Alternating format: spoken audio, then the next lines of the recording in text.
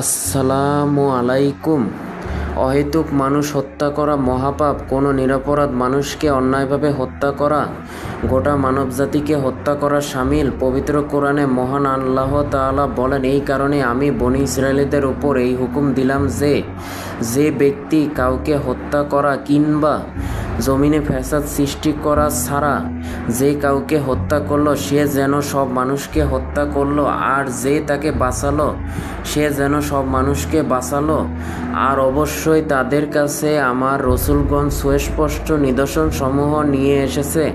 তা সত্ত্বেও এরপর জমিনে তাদের অনেকে অবশ্যই সীমা লঙ্ঘনকারী। সূরা মাইদা আয়াত নং 32।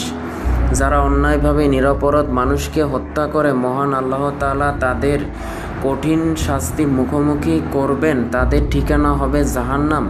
মহান আল্লাহ তাআলা বলেন, আর যে ইচ্ছাকৃত কোনো মুমিনকে হত্যা করবে তার প্রতিদান হচ্ছে জাহান্নাম, সেখানে সে চিরস্থায়ী হবে।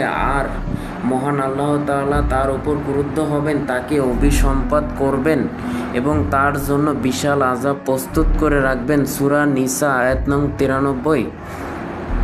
সমাজে হত্যাকাণ্ড বেড়ে যাওয়া কিয়ামতের একটি আলামত।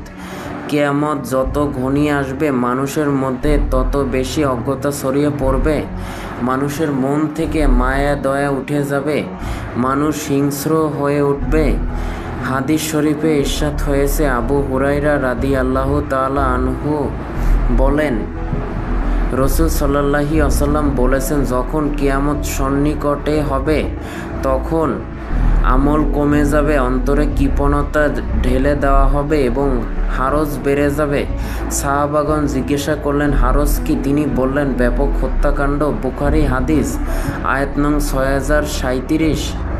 হাদিসের ভাষ্যমতে শেষ যুগের অবস্থা এতটা ভয়াবহ হবে যে মানুষ তার বন্ধু বান্ধব সহ কিংবা আপন মানুষদের কাছেও নিরাপদ থাকবে না। মহান নবী হযরত মুহাম্মদ সাল্লাল্লাহু আলাইহি ওয়াসাল্লাম তার উম্মতদের সে যুগের ভয়াবহতা সম্পর্কে সতর্ক করেছেন এবং সে যুগ চলে এলে যথেষ্ট সংযত হয়ে যাওয়ার নির্দেশ দিয়েছেন।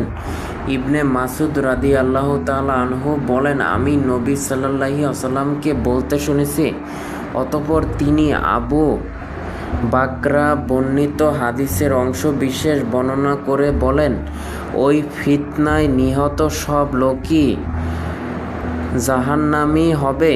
তিনি তাতে বলেন, আমি বললাম, হে ইবনে মাসুদ, ওই পরিস্থিতি কখন হবে? তিনি বলেন, সেই মারামারির যুগে কোনো ব্যক্তি তার বন্ধুর কাছেও নিরাপদ থাকবে না। আমি বললাম, সেই যুগ যদি আমাকে পেয়ে বসে তাহলে আমাকে কি করতে আদেশ করেন?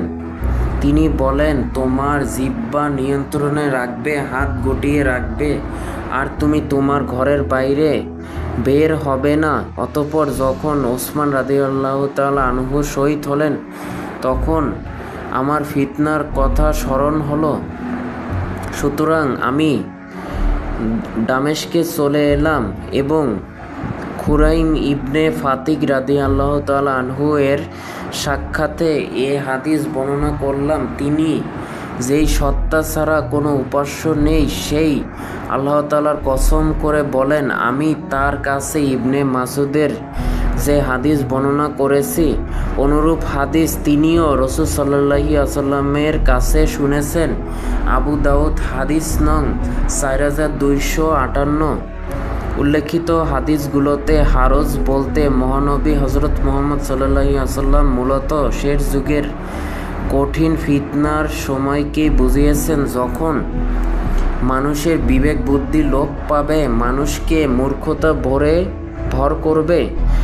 আবু মুসা আল আশআরী রাদিয়াল্লাহু তাআলা আনহু থেকে বর্ণিত, তিনি বলেন, রাসূল সাল্লাল্লাহু আলাইহি ওয়াসাল্লাম আমাদেরকে বলেন, কিয়ামতের নিকটবর্তী সময়ে হারজ হবে। বর্ণনাকারী বলেন, আমি বললাম, হে আল্লাহ তাআলা রসুল, হারজ কি? তিনি বললেন, হত্যাকাণ্ডের ব্যাপকতা। কটক মুসলমান বলেন, হে আল্লাহ তাআলা রসুল, আমরা এখন এই 1 বছরে এত মুশরিককে হত্যা করেছি। রাসূল সাল্লাল্লাহু আলাইহি ওয়াসাল্লাম বলেন, তা মুশরিকদের হত্যা করা নয়, বরং তোমরা পরস্পরকে হত্যা করবে। এমনকি কোনো ব্যক্তি তার প্রতিবেশীকে, চাচাতো ভাইকে এবং নিকট আত্মীয় স্বজনকে পর্যন্ত হত্যা করবে।